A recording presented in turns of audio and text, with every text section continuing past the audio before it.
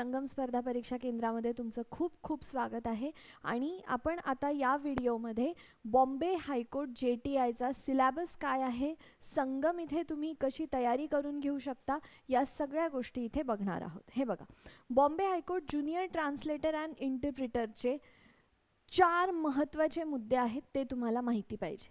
सगळ्यात पहिली गोष्ट काय बघत आहोत आपण, सिलेबस. काय काय घटक आहेत सिलेबसमध्ये, 4 महत्त्वाचे घटक आहेत. First and foremost thing is English grammar. ठीक आहे, इंग्लिश ग्रामर. ओके, आता हे इंग्लिश ग्रामर किती मार्क्सला आहे हो? इंग्लिश ग्रामर आपल्याला 30 मार्कांना इकडे बघायला मिळणार आहे. ठीक आहे, आता आपण याची तयारी कशी करायची. नॉर्मली जसं सरळ सेवेमध्ये क्वेश्चन्स येतात त्या प्रकारचे येणार आहेत का, सोपे क्वेश्चन नाही. तुम्ही सरळ सेवेची ही परीक्षा नाही देत आहात, ही ऑफिसर लेवलची एक्झाम आहे, म्हणून क्वेश्चनची जी काठिण्यता आहे ती एक लेवलवरती जाऊन आहे. ही ऑफिसर लेवलची पोस्ट आहे, नॉट क्लर्क लेवलची पोस्ट, म्हणून इथे तुम्हाला जी काठिण्यता आहे ती अवघड मिळायला, म्हणजे मीडियम टू हार्ड लेवलचे क्वेश्चन असणार आहेत. ठीक आहे, आता 30 मार्काला हा पेपर आहे, म्हणजे आपल्याला खूप जास्त आउट ऑफ 100 मार्क्स, सिलेबस आपला पूर्ण 100 मार्क्सचा आहे, त्यापैकी 30 मार्क्स इंग्लिश ग्रामरला आहेत. तर आपल्याला इंग्लिश ग्रामरमधले छोट्यातले छोटे सगळे नुक्से माहिती पाहिजे. ठीक आहे, संगम इथे जी आपली बॅच आहे इंग्लिश ग्रामरला, त्यामध्ये तुम्हाला सुमारे 50+ लेक्चर्स इंग्लिश ग्रामरचे मिळणार आहेत, प्लस यावरती टेस्ट्स पण होणार आहेत. सगळ्यात जास्त आपल्याकडे प्रिव्हियस इयर क्वेश्चन्सचा आपण जेव्हा ॲनालिसिस केला तेव्हा कळतं, एरर स्पॉटिंग, पॅराजंबल, जे सरळ सेवेचे विद्यार्थी कंटिन्यू त्यांना ते जे क्वेश्चन्स असतात ते बग करत असतात, त्या गोष्टी इथे विचारल्या जातात. सोपे क्वेश्चन्स येत नाही. ठीक आहे, second, different level of preparation आहे. आपल्याला एसे लिहायचा आहे. ठीक आहे, लिहायचा आहे. ही डिस्क्रिप्टिव्ह एक्झाम आहे, ऑब्जेक्टिव्ह एक्झाम नाही.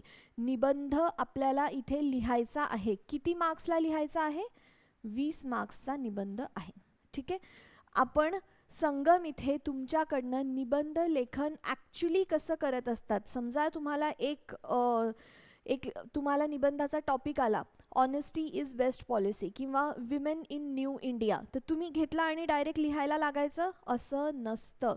निबंध लेखन तुम्ही ह्या व्हिडिओमध्ये, व्हिडिओच्या एंडला मी एक प्लेलिस्ट देईल जी बॉम्बे हायकोर्ट JTIची असेल, त्यात मी स्वतः तुम्हाला इंट्रोडक्शनचे प्रकार शिकवलेले आहेत.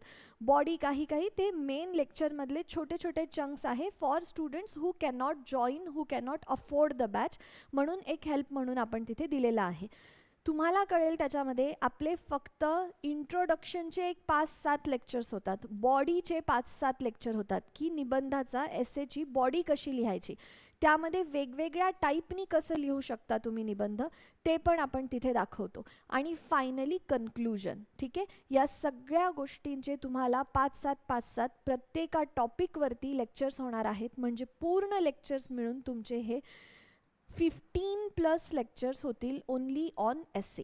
ठीक आहे, आता या एसेमध्ये, एसेच्या लेक्चर्समध्ये मी तुम्हाला काही रेडीमेड नोट्स देणार आहेत. जसं जगात कोणताही निबंध असो त्यामध्ये महात्मा गांधी यायला पाहिजे, त्यामध्ये डॉक्टर BR आंबेडकर यायला पाहिजे.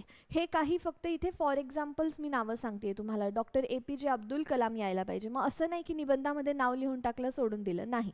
आपल्याला त्यांचे इम्पॉर्टंट कोट्स माहिती पाहिजे. तुम्हाला अशी इम्पॉर्टंट पर्सनॅलिटीजची आणि त्यांनी काय इम्पॉर्टंट त्यांचे कोट्स आहे याची यादी मिळणार आहे. तुम्हाला छोट्या छोट्या 2-2 ओळींच्या काही महत्त्वाच्या स्टोरीज असतील, एखाद्या डिस्ट्रिक्ट कलेक्टरनी कुठेतरी काहीतरी एखादा प्रोजेक्ट केला असेल, केस स्टडी म्हणून तुम्हाला त्या केस स्टडीज पण निबंधामध्ये रेडीमेड PDF फॉर्मॅटमध्ये नोट्स मिळणार आहेत. प्लस तुम्हाला काही महत्त्वाच्या 2-3 ओळींच्या कविता इथे मिळणार आहेत. का बरं ह्या सगळ्या गोष्टी आपल्याला एसेमध्ये इन्क्लूड करायच्या आहेत, कारण की आपलं नॉर्मल कन्व्हर्सेशन सारखा एसे असला तर जो तपासणारा एक्झामिनर असतो त्याला त्याच्यामध्ये काही रस राहत नाही आणि 20 मार्कांपैकी तुम्हाला 5-7 मार्क्स तिथे मिळतात. आपल्याला 20 पैकी 18-19 मार्क्स घेण्यासाठी संगम इथे ही पूर्ण तुमच्याकडनं तयारी करून मिळणार आहे. प्लस या सगळ्या गोष्टींचं तुमचं इव्हॅल्युएशन होणार आहे. म्हणजे तुम्हाला आपण निबंध लिहायला लावू आणि तो लाईव्ह तुमच्या डोळ्यासमोर तपासून मिळणार आहे. ठीक आहे. जे आपल्या बॅचमधले स्टुडंट आहेत, जे आपण जसं शिकवत आहोत तसं एक्झॅक्टली लिहत आहेत, बेस्ट कॉपीज तुमच्यासोबत आम्ही शेअर करणार आहोत. प्लस 5 तुम्हाला मॉडेल एसे कसे लिहत असतात, म्हणजे एक बेस्ट एसे कसा लिहत असतात असे 5 रेडीमेड एसे तुम्हाला मिळणार आहे. मागच्या वर्षी जी आपली बॅच होती त्यामध्ये आपण हे जे 5 मॉडेल एसे दिले होते त्यामधनं 2 एसे जशाला तसे आपल्याला एक्झाममध्ये बघायला मिळालेले आहेत. त्यामुळे तुम्ही एसेची काहीच इथे काळजी करू नका किंवा कोणत्याच विषयाची काळजी करू नका. सगळ्या गोष्टी आपल्या या बॉम्बे हायकोर्ट JTIच्या बॅचमध्ये इन्क्लुडेड आहेत आणि कव्हर होणार आहेत. आता पुढे तिसरा मुद्दा काय आहे एसेमध्ये? लेटर रायटिंग आहे. लेटर किती मार्क्सला लिहायचं आहे मॅम? हे 10 मार्कांचं आपलं लेटर आहे. ठीक आहे. या लेटरमध्ये तुम्हाला आपण ह्या बॅचमध्ये ऑफिशियल आणि नॉन ऑफिशियल दोन्ही लेटर शिकवणार आहोत. मोस्ट प्रोबॅबली 99.99% ऑफिशियल लेटरच तिथे लिहावं लागतं. पण या लेटरमध्ये आपण बॉम्बे हायकोर्ट सारखा मजकूर, म्हणजे बॉम्बे हायकोर्ट कुठे डेट लिहितं, हा समजा तुमचा निबंध आहे, डेट पत्ता इथे लिहायचा की इथे लिहायचा, मग सब्जेक्ट कुठे लिहायचं, युअर्स सिन्सिअरली कुठे लिहायचं, इथे लिहायचं की इथे लिहायचं, या सगळ्या गोष्टी सेम जसं आपल्याला एक्झाममध्ये एक्सपेक्टेड आहे त्या गोष्टी इथे शिकवणार आहोत. प्लस तुम्हाला मॉडेल आपण लेटर देणार आहोत आणि हे जे तुम्ही लेटर्स लिहिणार आहात ते पण इथे इव्हॅल्युएट करून मिळणार आहे. ठीक आहे. इव्हॅल्युएशन इथे पण आहे. ठीक आहे. आता 30, 40, 50, 60 मार्काची ही एक्झाम झाली. पण हा एक टॉपिक आहे याच्यामुळे विद्यार्थी हा फॉर्म भरत नाहीये, एक्झॅक्टली एलिजिबल आहे तरी फॉर्म भरत नाहीये, कारण की ट्रान्सलेशन सगळ्यांच्या हातातली गोष्ट नसते. ट्रान्सलेशन आपल्याला इथे खूप जास्त 40 मार्क्सला येणार आहे. ठीक आहे. आधी ट्रान्सलेशन कसं आहे, एक्झामचं स्वरूप कसं आहे ते सांगते मी तुम्हाला, मग आपण कशी तयारी करायची आहे ते तुम्हाला सांगते. तुम्हाला एक पॅसेज येणार आहे जो की इंग्लिशमध्ये असणार आहे आणि हाच पॅसेज तुम्हाला मराठीमध्ये ट्रान्सलेट करायचा आहे आणि हा सेम पॅसेज तुम्हाला हिंदी किंवा कोकणीमध्ये करायचा आहे. आता जे काही विद्यार्थी असतील ज्यांना कोकणी बोलता येते, लिहिता येते, शाळेमध्ये शिकले असतील, फक्त तेच कोकणी घेतात. अदर स्टुडंट्स जे आहेत ते फॉर 100% हिंदी घेणार आहेत. म्हणजे तुम्हाला एक इंग्लिश पॅसेज येणार आहे, तो सेम पॅसेज मराठीत आणि तोच पॅसेज हिंदीमध्ये ट्रान्सलेट करायचा आहे. आता हा पॅसेज सोपा असतो का? जसं आता मी तुमच्याशी बोलत आहे तशी नॉर्मल भाषा असते का? नाही. जर तुम्हाला इंग्लिश वृत्तपत्रामधनं हिंदी मराठीमध्ये मी ट्रान्सलेशन करायला लावलं तर काही खूप महत्त्वाचे शब्द असतात ज्यांचं आपल्याला एक्झॅक्ट मराठीमध्ये मीनिंग माहिती नसतो.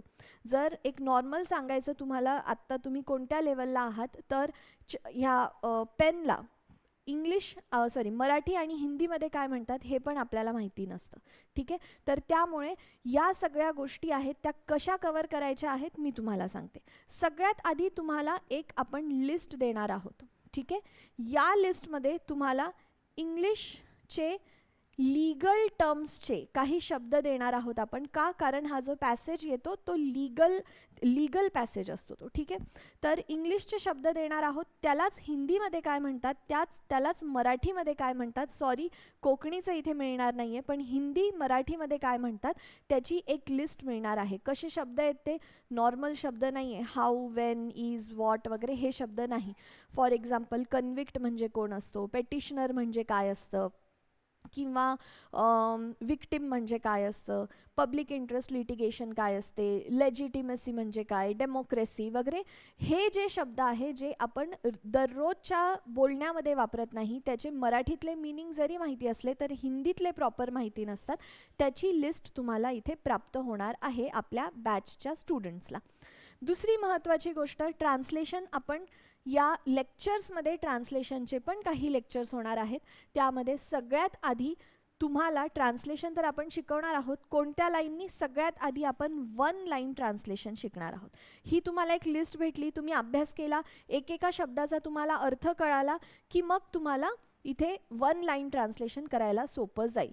त्यानंतर आपल्याला हळूहळू पुढे जात 5 लाईन्सचं ट्रान्सलेशन करायचं आहे. ठीक आहे, 1 लाईनचं आधी करायचं, मग 5 ओळींचं ट्रान्सलेशन करायचं आणि फायनली जसा बॉम्बे हायकोर्ट JTIला मोठा असा पॅसेज येतो सुमारे 60 ते 100 शब्दांचा, तसं ट्रान्सलेशन तुमच्याकडनं करून घेणार आहोत. प्लस इथे पण इव्हॅल्युएशन होणार आहे.